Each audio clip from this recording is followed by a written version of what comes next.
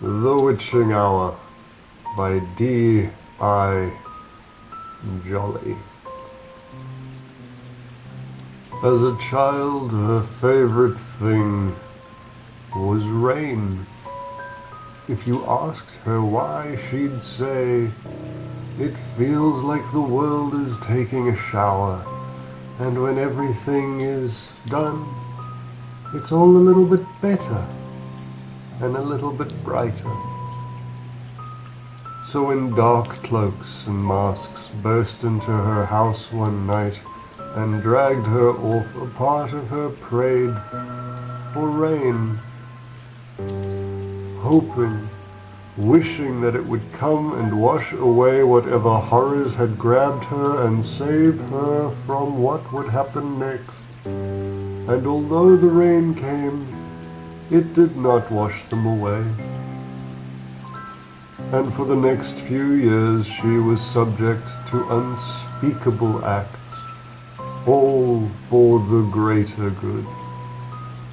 Faceless people proclaiming that the ends would justify the means, just as soon as they found the right means. As soon as they could prove themselves right, everything they were doing and would do and had done would become magically justified, and somehow that would make everything all right. Just like the rain.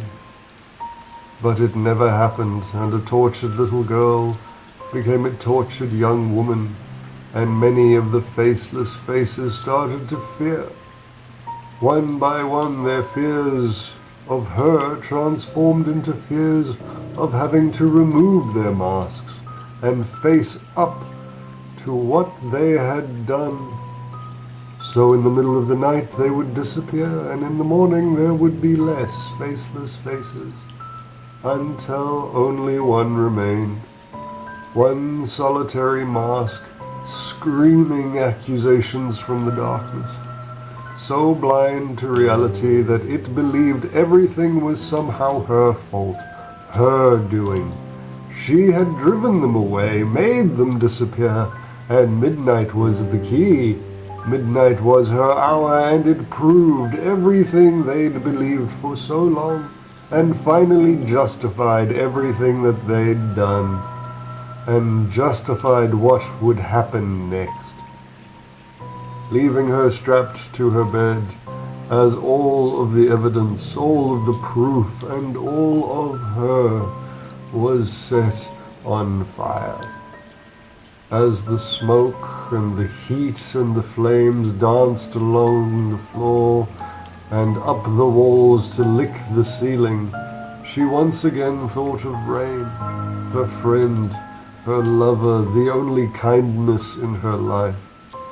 She closed her eyes and prayed for it, wished, hoped, begged, screamed for a storm to come and wash away the flames and the pain and the madness, to make everything okay again and carry her back to her childhood before any of the countless unspeakable things had happened. But the rain did not come, even though the distant clock struck for midnight. And when the flames finally flickered out, they took her with them, leaving only the faceless face alone to not stare at what had happened, at what had been happening for years. The frantic to tell themselves that no rain was no indication of mistake. Fire was the cure-all, everybody knew that. It was the fire that had prevented the rain. They were fine, they were justified, they had done the right thing, saved the world from darkness and evil, so that now little girls everywhere wouldn't have to fear being taken in the middle of the night and used, saved from having unspeakable things done to them. They had been right. They had to be right. Then, like everyone else, the final faceless face disappeared into the darkness, leaving behind only ashes and fear. Thank you for listening. That was The Witching Hour by D.I. Jolly. If you like this poem and my style of writing, please check out my other videos or my Patreon, where you can find this and hundreds of other poems and short stories. Thank you very much. Good night.